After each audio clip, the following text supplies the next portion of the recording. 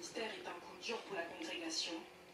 Fondée par Mère Teresa en 1950, les missionnaires de la Charité gèrent des centaines de foyers d'accueil à travers l'Inde, notamment grâce au financement étranger. Rien que pour l'exercice 2020-2021, elle aurait reçu près de 750 millions de dollars de subventions. Dans un communiqué, l'organisation a annoncé qu'elle n'utiliserait plus de devises étrangères jusqu'à ce que la question soit résolue.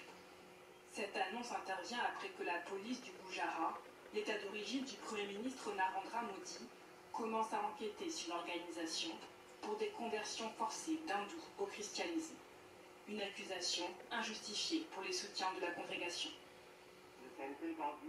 Je voudrais demander à tous les représentants du gouvernement de venir ici tous les matins à 6 heures et de voir la file de pauvres sans-abri qui s'étend sur plus d'1 kilomètre et à qui on donne un repas gratuit. Pas une seule de ces personnes n'est chrétienne et pas une seule de ces personnes est invitée à devenir chrétienne. Les militants des droits de l'homme s'inquiètent de l'augmentation des discriminations que subissent les minorités religieuses en Inde depuis l'arrivée au pouvoir de Narendra Modi en 2014. Direction Hong Kong maintenant, où la répression contre la presse s'intensifie. 6 membres d'un média indépendant viennent d'être arrêtés. Selon la télévision TVB, il s'agit d'anciens ou d'actuels collaborateurs du site d'information pro-démocratie Stand News. Selon les autorités locales, ils ont été arrêtés pour, je cite, complot en vue d'une publication séditieuse. Une répression contre les médias qui s'est accentuée en vertu de la loi sur la sécurité nationale imposée par Pékin l'an dernier.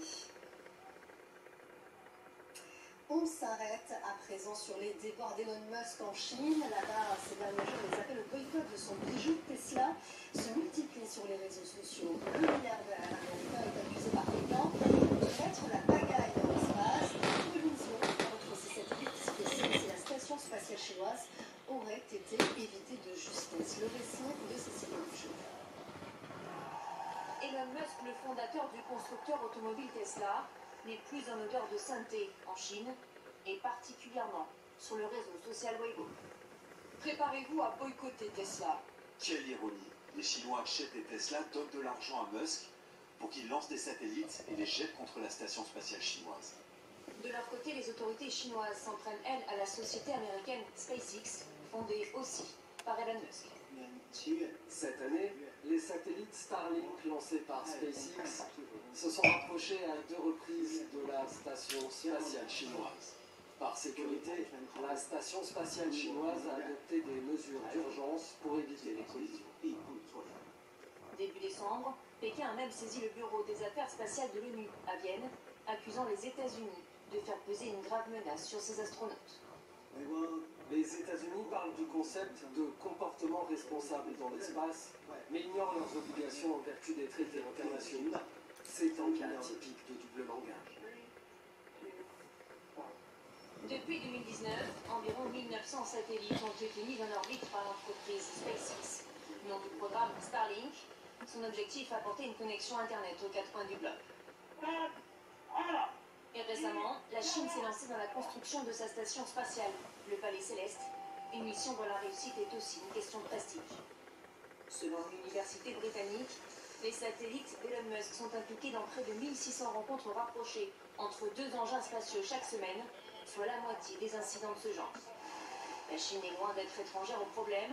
En 2007, le pays a lui aussi procédé à un tir de missiles anti-satellites à l'origine de nombreux débris. Pour celui qui a été élu personnalité de l'année par le magazine Time, l'addition pourrait être salée. Elon Musk ne peut pas se mettre à dos un marché chinois crucial pour Tesla, constructeur automobile, vend en Chine environ 1/4 de sa production. Voilà, c'est la fin de cette édition. Merci à vous de nous avoir suivis. Prochain journal complet, c'est dans une quinzaine de minutes. Restez sur France 24.